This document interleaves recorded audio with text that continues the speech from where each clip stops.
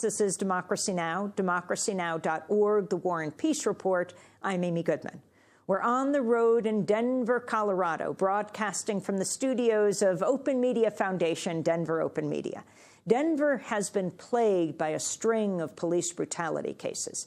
And this week, a federal jury awarded an historic $4.6 million to the family of a homeless preacher who died when sheriff's deputies used excessive force against him. Marvin Booker was a homeless street preacher from a prominent family of Southern preachers. In 2010, he was killed by deputies in the booking room of the Denver jail. Surveillance video of Booker's death shows what happened. A warning to our TV viewers as we show the video now: it contains disturbing content. It shows Marvin Booker being grabbed by an officer, then piled on by a team of officers who then restrain him in handcuffs and put him in a chokehold. After he appears motionless, he's then tasered. Eventually, deputies carry him out of sight of the camera. Booker was pronounced dead hours later in what the coroner ruled a homicide. Prosecutors declined to charge the deputies involved, and Sheriff's Department officials never disciplined them, saying they believed Booker could harm someone and that force was needed to restrain him.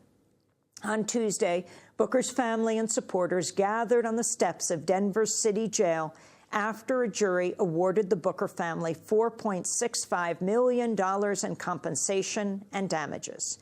This is Reverend Timothy Tyler, pastor at Shorter Community AME Church in Denver. Today, in the court of law, a jury stood up. A body of authority stood up for the first time in 4 years and declared that 5 sheriff deputies were guilty of excessive force leading to the death of Marvin Lewis Booker. All Marvin wanted to do was get his shoes. Marvin Booker's case highlights a history of misconduct by the Denver Sheriff's Department and added momentum to calls for reform. This is the attorney for Marvin Booker's family, Darrell Kilmer, speaking after Tuesday's verdict. This was not unforeseeable. This was inevitable. This is the way we've allowed our jails to be run, and too many people have been injured and maimed and killed. This case has been watched nationally, as well it should be. This happens in Colorado, in Missouri, in New York. It happens in California. It happens in Texas. It happens in Florida. This is a signal that people are not going to put up with it anymore. Yeah. This is the people that are telling its government, you have to change. This issue has reached a tipping point. The verdict in Booker's case comes amidst calls for a federal investigation of the Sheriff Department of several cases of abuse. In July, Sheriff Gary Wilson resigned after Denver agreed to pay $3.3 million to settle another federal jail abuse lawsuit by a former prisoner over a beating. It was the largest payout in Denver history to settle a civil rights case until the Booker case, which the city refused to settle. This is Denver Mayor Michael Hancock responding to the verdict in an interview with News 9. It's a loss of life. It's a tragedy. This family lost a loved one. The whole city's had to deal with this. And, you know, certainly we're disappointed in the verdict and the amount of the verdict. But it doesn't replace the life of Marvin Booker, and we understand that. Democracy Now! Invited the mayor to join us on the program, but his office didn't respond to our request. For more, though, we are joined here in Denver by 2 guests. Reverend Reginald Holmes is pastor of the New Covenant Christian Church, Alpha and Omega Ministries. He's been a leading voice calling for law enforcement accountability in this case and others in Denver. He's past president of the Greater Metro Denver Ministerial Alliance. And we're joined again by Susan Greene, editor of the Colorado Independent, longtime reporter and columnist, formerly with the Denver Post. She's followed the case of Marvin Booker extensively, along with numerous other cases of excessive force at the Denver jail. Pastor Holmes, Susan Greene, welcome to Democracy Now! Pastor Holmes, let's begin with you. Your response to the $4.6 million settlement that'll go to Marvin Booker's family. Well, having spoken to the family, I think one of the things that the family wanted to be very clear about is that they're grateful that this ordeal has come to some conclusion, but they did not want and do not want those of us who live here in Denver to believe that somehow the money is a panacea for their pain. And they are very adamant about what they want from this city, and that is they want those officers removed from their positions. They've been very, very clear on that. I think the family, I spoke with Calvin, Marvin's brother, on yesterday, and one of the things that Calvin said is that he wants the community to know that their family forgives the officers. But in forgiving the officers, in no way do they want the officers not to deal with the consequences of their actions. Mm-hmm. So how many officers were involved? I believe there was a total of 5 officers that were involved in this case. Amy, the listeners and the viewers rather, have seen the video. This was no high-tech lynching. This was a vigilante lynching. This was a lynching in which it was sanctioned and supported by this city government. And it was sanctioned and supported all the way up until the trial.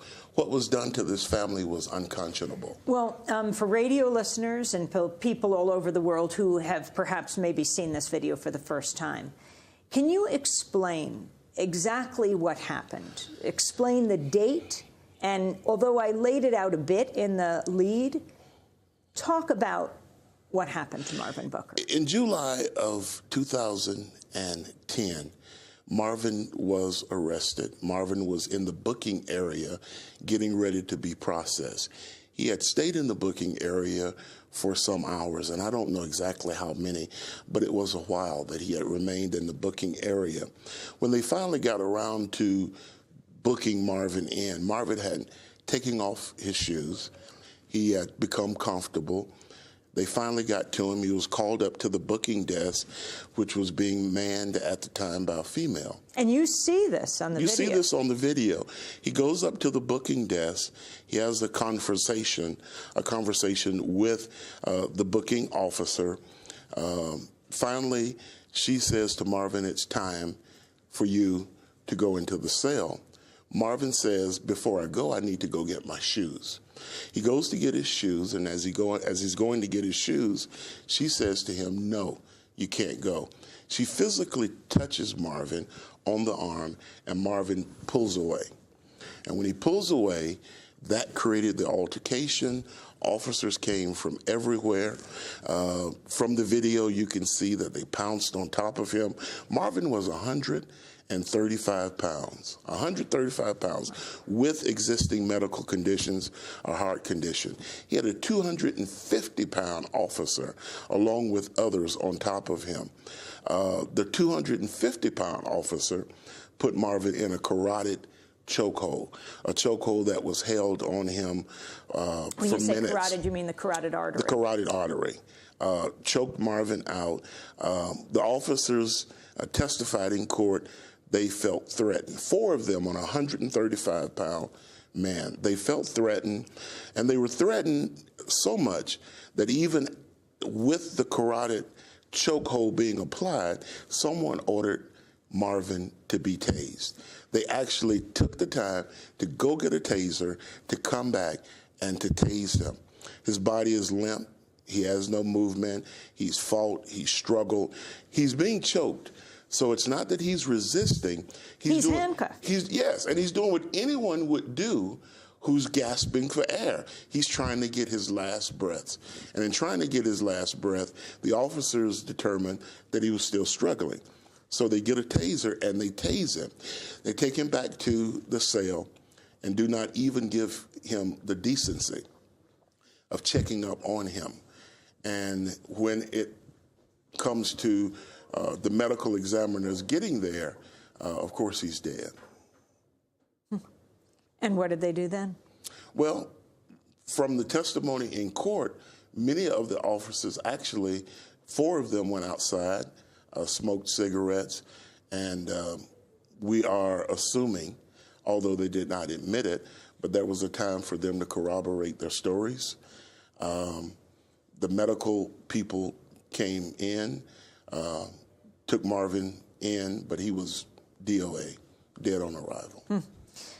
Susan Greene of the Colorado Independent, you wrote, Tuesday's verdict put an exclamation point on what civil rights activists and leaders of Metro Denver's African-American community long have said, that Denver killed the wrong man. Explain what you mean. I mean that on several levels. I mean that in part because of what Pastor Holmes just said. He was a 135-pound man, a frail, homeless man who had a bad heart. So he was not much bigger than me. He posed no threat. His struggle was, as everybody can see on the video, very minimal. And at the time that he was tased, he was motionless, okay? So those facts in and of itself make him the wrong man. Another thing is, there was an assumption by Marvin Booker and a portrayal of him after his death that he was just another homeless guy who was causing trouble in the jail. And what they didn't calculate is that just homeless guy had a rich history in the South, in his hometown in Memphis, where he became really well-known, not just in Memphis, but throughout the South and really the nation, for having memorized Martin Luther King's speeches. His family was close to Martin Luther King. He was 14 when Martin Luther King was shot in his community. Verbatim, he mentioned these speeches, and over time he was able to deliver them with the cadence and tone of King. And he was the guy who would go into churches and go into civil rights events and give the speeches that King wouldn't give, right? He has 2 brothers who have congregations who chose to be pastors. They followed in the footsteps of their father. He chose a different path. He wanted to preach on the street, like he said Jesus did. He wasn't a saint. He had some drug problems. The fact that he was homeless was disturbing to his family. They tried in many ways to help him, and he was really adamant that's the life he wanted to live. So when he died, again, I think, and I was here when he died, and I know what the city's response to it was, and I heard the city's response at trial, which is, this guy had no value. He was a nothing, right? And they sat in 3 weeks in trial and just denigrated him and smeared his relationships with his family. When did the trial take place? It took place for 3 weeks, and it ended on Friday, and the verdict was Tuesday. So it was years later. 4 years. 4 years later. But when I say they picked the wrong man, they didn't know that this man had a community of people in this city, nationally, in the faith community, who were behind him. I want to read from the 10th Circuit Court of Appeals ruling on the officer's treatment of Marvin Booker. Quote, the defendants had a front row seat to Mr. Booker's rapid deterioration and actively participated in producing Mr. Booker's serious condition through their use of force against him. The court added, quote, given their training, the defendants were in a position to know of a substantial risk to Mr. Booker's health and safety. Because Mr. Booker was handcuffed and on his stomach, we conclude the force was not proportional to the need presented. Reverend Holmes, take it from there. Yeah, we were quite pleased, because those of us in the community who said all along that the officers used excessive force and that they were actually liable for Marvin's death. We were pleased when the 10th Circuit Court of Appeal came and said that the officers were indeed liable for using excessive force. This is a situation that's happening, Amy, here in Denver, but as you well know, it's happening all over this country. Police officers are the only people that we give a free pass when they exercise a lapse in judgment. And I don't think we can continue to do that. We must hold them accountable. Yes, it's a dangerous job, but you know it's a dangerous job when you take the job. We don't give the mechanic a free pass for a lapse in judgment. We don't give the surgeon a free pass when there's a lapse in judgment.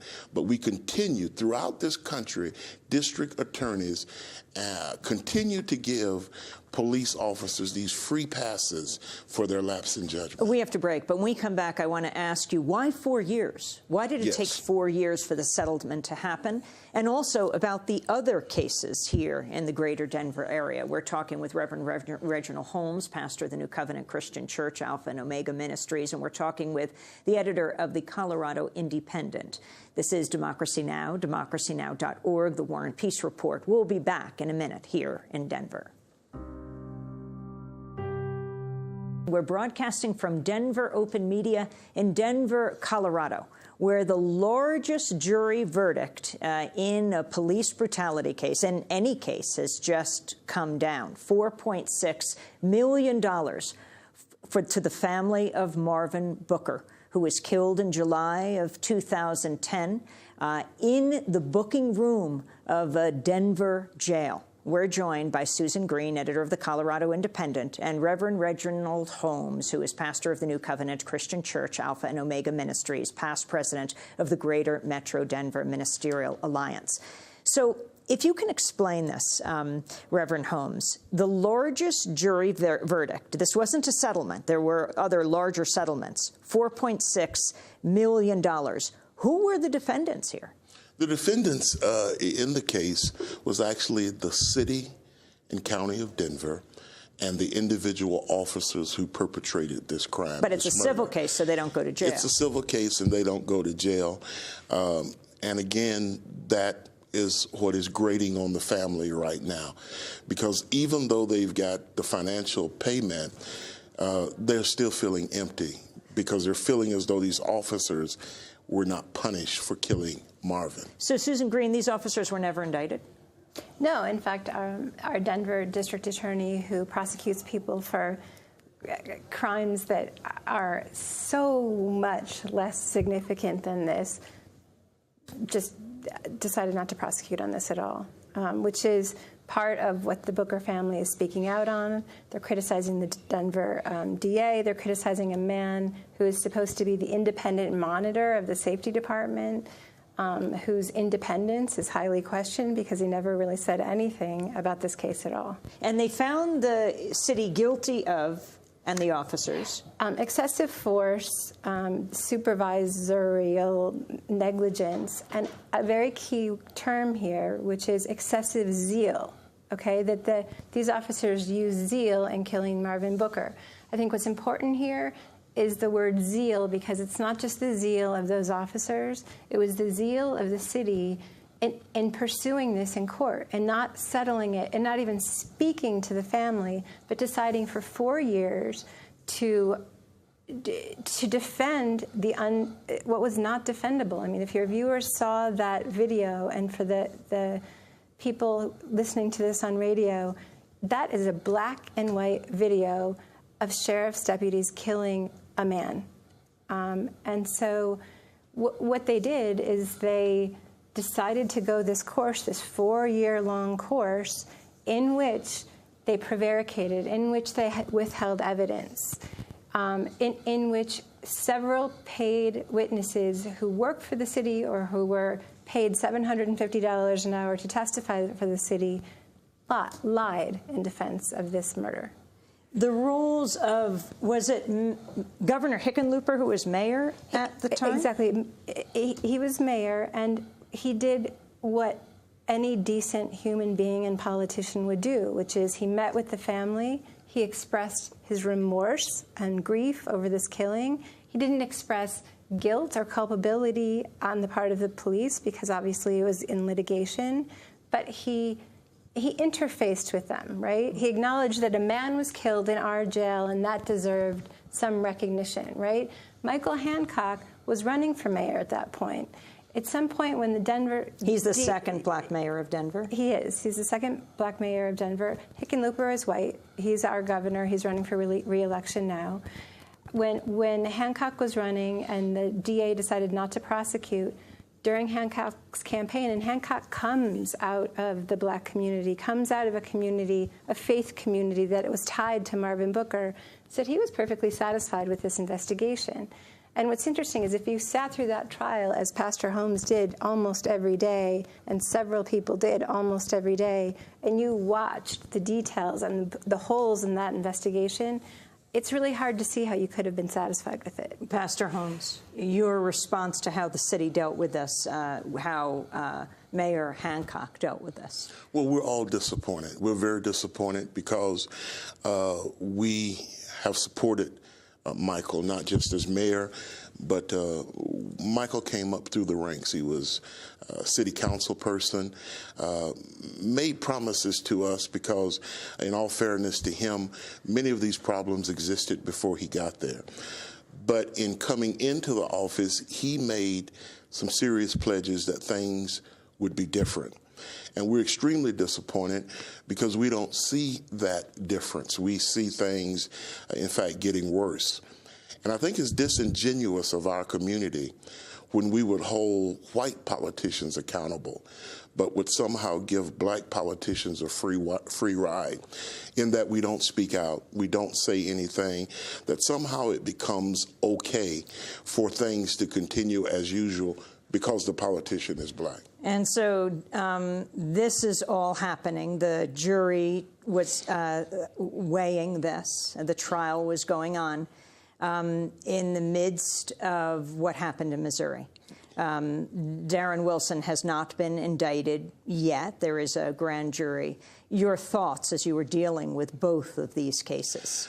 Well, my thoughts... For the killing of 18-year-old unarmed teenager. Right, in Ferguson. Yeah, my thoughts were that, you know, this is happening at an alarming rate all over this nation. And I think that it's great that you all are here in Denver, because I think sometimes Denver gets this pristine view from the rest of the world, that it's the Mile High City with snow-capped mountains. But this is a very corrupt administration. This is a very corrupt law enforcement.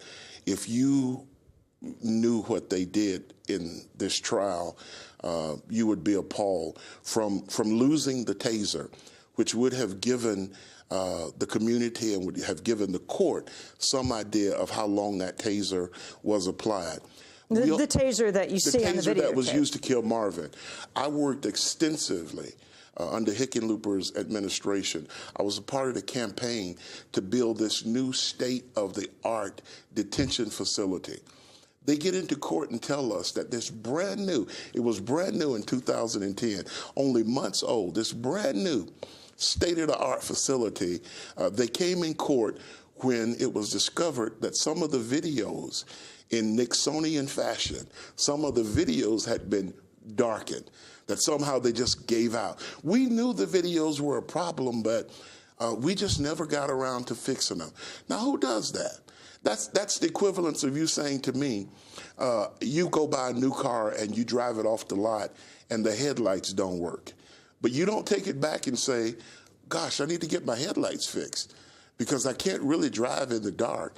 So what happens is that they want to convince us that they got this new state-of-the-art facility and the video cameras didn't work, and they were perfectly okay with the cameras not working. And they used that, you know, conveniently to be able to say, because those videos would have shown without a shadow of a doubt more clarity to the brutality that happened to Marvin. And the taser's missing. The taser's missing. The cameras don't work in this brand new multi-million-dollar facility, and no one makes a report. No one tells their superiors from the sheriff's department exactly what's going on with the cameras, with the tasers. The reports are incomplete. The sheriffs do not even investigate the incident from within. They turn it over to the Denver Police Department, and we're just not very clear on how all that went down. The chief of police, Robert White, is black? Yes. White is black. That's right. The sheriff's black, the mayor's black, manager of safety is black. What happened to the sheriff here? The sheriff was, supposedly, it was a mutual agreement between the sheriff and the mayor that he stepped down. I want to get to a few other cases very quickly, because then we want to talk about what's happening here in the state vis-a-vis national politics, though this certainly plays into national politics, the issue of police brutality major around the country. Another video the Colorado Independent obtained shows officers in the Denver jail's infirmary using excessive force against prisoner Isaiah Moreno in 2013. After he was placed in solitary confinement for exhibiting suicidal behavior, footage shows Moreno pacing his cell, banging his head against the wall. So a team of 8 officers then enter the cell. 2 officers hold taser guns pointed at him, even though he's sitting down and does not appear to threaten them. When they fire the tasers, he slumps to the floor. They then strap him into a restraint chair and leave him alone in the cell. An investigation by Denver's Internal Affairs Bureau found the sergeant in charge violated use of force policies when he ordered the 2 deputies to taser Moreno. The report reads in part, quote, simply stated, there was no need to use the taser to gain compliance. And what happened next in that case? Susan Greene. Well, he sat there. They left. This is a cell for a suicidal man, right?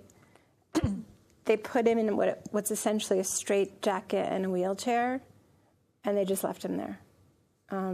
That's what happened. And they then come out and say he presented a threat. He was in a room, a single-cell room, with almost no clothes on. He had no way of hurting anybody, and they felt the need to taser him. I mean, this happened in a courtroom just months earlier, where a man was handcuffed, fully shackled at his feet, testifying before a judge. And out of the blue, and we had a video of this, a sheriff's deputy just slams him into a wall. In the courtroom? In the courtroom. In front of the judge? In front of the judge. And get this is really what I think is relevant in that case and in the Booker case, is their explanation for it was he was tripping and we were just helping him up. Let me ask you about another case, this that you've been reporting on. And it's the case of excessive use of force by the Denver Sheriff's Department. And this is a clip from a video in 2012, a prisoner, Anthony Waller, in Judge Doris Bird's courtroom. After the judge reads a list of charges to Waller, a sheriff's deputy slams him into a wall when he responds. The investigation for false imprisonment, assault in the 3rd degree, assault as a Class 2 felony, and a misdemeanor charge as well in possession of drug paraphernalia. Thank you, sir. Yes, ma'am. I'd like to object first. If I'm under investigation, I thought the investigation came first, then the rest came. Right, but they have 3 days. Get on your feet. You don't turn on me. Boy, this is what you SWAT team. Get on your feet. Get on your feet. Can you explain what this video is all about, what happened to Anthony Waller? Yeah, the sheriff just flipped out at him with no provocation. In the courtroom? In the courtroom, in front of a judge. Well, the judge essentially did say nothing, okay? And other sheriff's deputies sat by and did nothing. Again, he was fully shackled, hands shackled, feet shackled, hands shackled behind his waist, and he was slammed into a wall. And the explanation, again, was that he tripped, and they were trying to help him up. And without the diligence of the Colorado Independent uncovering these videos, the tragedy is that the community would have never known that these kinds of things were going on. And it's out of control here in Denver. It's out of control here, and we don't want people to get the wrong impression of our city. It's a great place to live, but we've got some serious issues with law enforcement, and I think it starts with our district attorney, it starts with the mayor, it starts with this entire administration, because these things happen. They hide them, they don't comment, They don't say anything about it, and it has to stop. It has to stop. Well, we're going to leave it there, but we certainly won't continue to investigate. We will not stop continuing to investigate and follow your investigations. I'll end again with that first sentence and summarizing from Susan Greene's piece on what happened this week.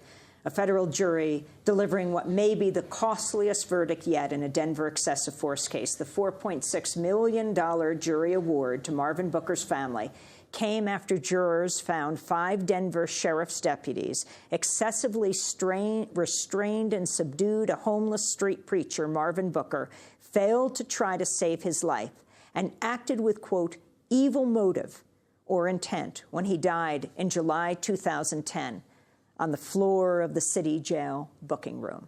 This is Democracy Now!, democracynow.org. We are broadcasting from Denver, Colorado. Our guests have been Pastor Reginald Holmes of the New Covenant Christian Church, Alpha and Omega Ministries, past president of the Greater Metro Denver Ministerial Alliance, and Susan Greene, editor of the Colorado Independent. When we come back, this state can determine the state of the Congress in November. We'll speak with a veteran political reporter about the gubernatorial race, the Senate race, House races, and other issues. Stay with us.